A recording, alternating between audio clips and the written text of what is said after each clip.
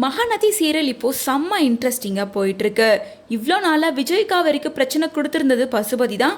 But Pasupathi சைட்லேருந்து ரீசெண்டாக எந்த ஒரு ப்ராப்ளமும் வரவே இல்லை. இன்னொரு பக்கம் கங்காவோட வளகாப்பு ரீசெண்டாக தான் நடத்தி முடிச்சிருந்தாங்க. அதை தொடர்ந்து இப்போ காவேரியோட வளகாப்பு ஃபங்க்ஷன் செம்ம கிராண்டாக நடந்துட்டுருக்கு. பாட்டி தாத்தாவோட ஆசைப்படி விஜயோட வீட்டில் தான் இந்த வளகாப்பு ஃபங்க்ஷன் நடந்திருக்கு. அப்போ எடுக்கப்பட்ட ஷூட்டிங் ஸ்பாட் வீடியோஸ் ஃபோட்டோஸ் எல்லாமே இப்போது சோசியல் மீடியாவில் வைரல் ஆகிட்டுருக்கு. வளகாப்பு முடிச்சதுக்கு அப்புறமா விஜய் காவேரி ரெண்டு பேருமே இதே வீட்டில் இருக்கணும் அப்படின்னு தாத்தா பாட்டி ரெக்வஸ்ட் பண்ணுறாங்க. பட் விஜய் காவேரி சாரதா இவங்க எல்லாம் என்ன முடிவெடுக்க போகிறாங்க அப்படின்றத வெயிட் பண்ணி தான் பார்க்கணும். மேலும் இவ்வளோ நாளாக சீரியல் ரொம்ப ஸ்மூத்தாக போயிட்டுருக்கு, எந்த ஒரு பிரச்சனையும் வரலை. பட் புதுசாக இப்போ காவேரிக்கு அகெயின்ஸ்டாக சிஸ்டர்ஸ் ரெண்டு பேருமே மாறியிருக்காங்க. இப்போதைக்கு விஜய் காவேரிக்கு இருக்க ப்ராப்ளம் அப்படின்னா இவங்க ரெண்டு பேர் தான்.